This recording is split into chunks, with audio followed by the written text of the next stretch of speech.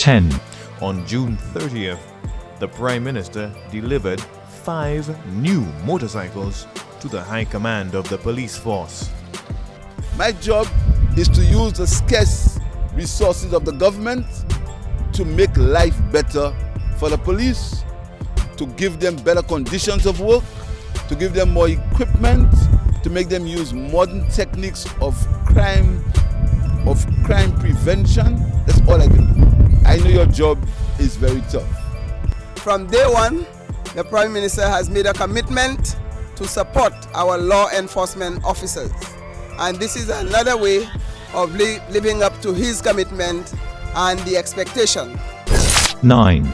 To lend further support to our small businesses and to maximize the use of the funds under the MSME loan program, the government of St. Lucia has approved, on behalf of all the MSME loan grant awardees, 100% waiver of custom duty on imports, including fixtures and fittings approved under the facility by the Ministry of Commerce during the period April 1st, 2023 to March 31st, 2024. In keeping with the government's desire to promote sustainable business practices, the awardees will also be granted 100% duty exemption on imports of renewable energy and energy-efficient equipment, devices, and fittings. 8. The government is looking at the laws as they relate to payments of VAT, income tax, etc. We are saying that the people who collected the VAT and did not give it back to the government, there ought to be penalties and fines and interest on that payment.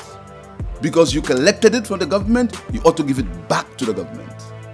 For the people who did not do that, the government is saying we are going to waive all these penalties and all these fines and all these interests. Value of over $100 million. 7. The Ministry of Agriculture, Fisheries, Food Security and Rural Development recently welcomed a team from the Caribbean Development Bank as part of the supervision mission for the Building Resilience for Adaptation to Climate Change Variability in Agriculture in St. Lucia project.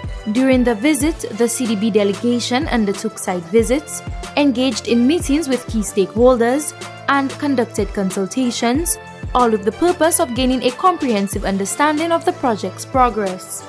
6. The Ministry of Agriculture, Fisheries, Food Security and Rural Development, in partnership with the Caribbean Community Climate Change Center, has embarked on a collaborative effort to bolster the resilience of St. Lucia's water sector in the face of climate change. Supported by the European Union Global Climate Change Alliance, this comprehensive project aims to ensure water security for the country's population.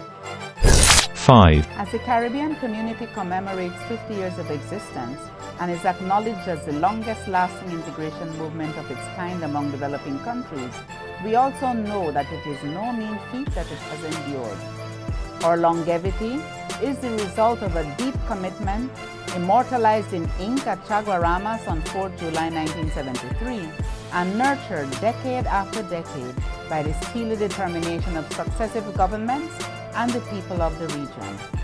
4. A 3-day capacity building workshop was conducted with senior procurement officers in the public service.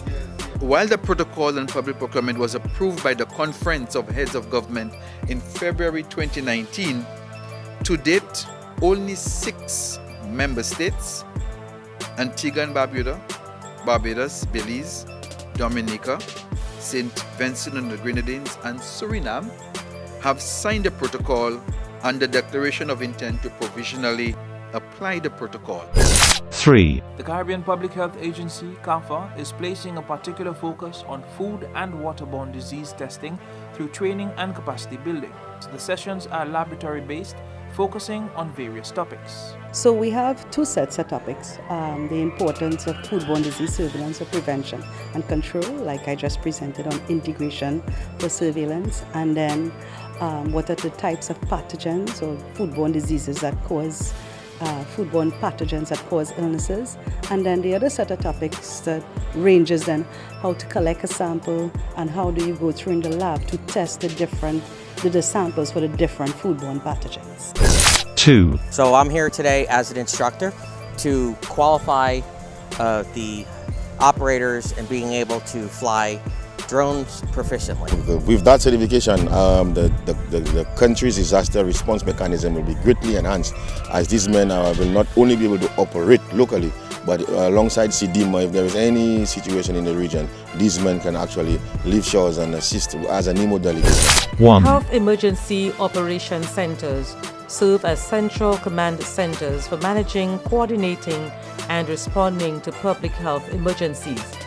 St. Lucia, like the rest of the region, is highly susceptible and has been impacted by a range of natural disasters. Over the past 3 decades, the Eastern Caribbean countries have experienced approximately 61 disasters affecting over 500,000 people and resulting in a cost exceeding $12.4 million. Hence the reason for the Health Emergency Operations Centers training